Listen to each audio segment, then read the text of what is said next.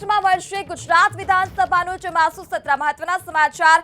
હવે ચોમાસુ સત્ર મળશે ઓગસ્ટ મહિનામાં। ઓગસ્ટમાં મળશે ગુજરાત વિધાનસભાનું ચોમાસુ સત્ર। 3 દિવસનું આ ચોમાસુ સત્ર હશે, જે ઓગસ્ટમાં મળશે। 20 થી 23 અથવા તો 25 થી 28 ઓગસ્ટ વચ્ચે આ ચોમાસુ સત્ર મળશે।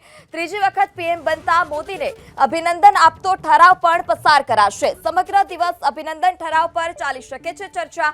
તો ઓગસ્ટમાં મળશે હવે ગુજરાત વિધાનસભાનું સત્ર, જે 3 દિવસ સુધી આ સત્ર ચાલશે। વિધાનસભાનું ચોમાસુ સત્ર હવે 3 દિવસ ચાલશે, જે ઓગસ્ટમાં ચોમાસુ સત્ર મળશે।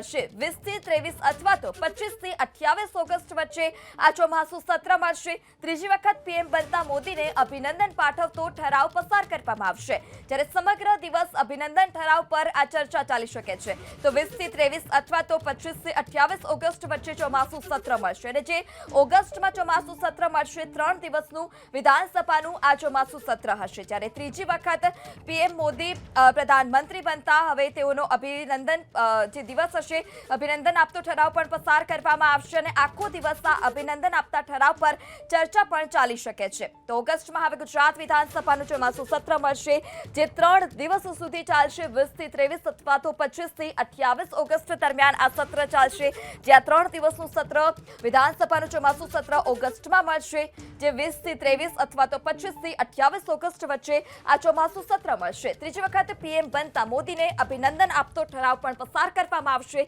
સમગ્ર દિવસ દરમિયાન અભિનંદન ઠરાવ પર ચર્ચા ચાલશે।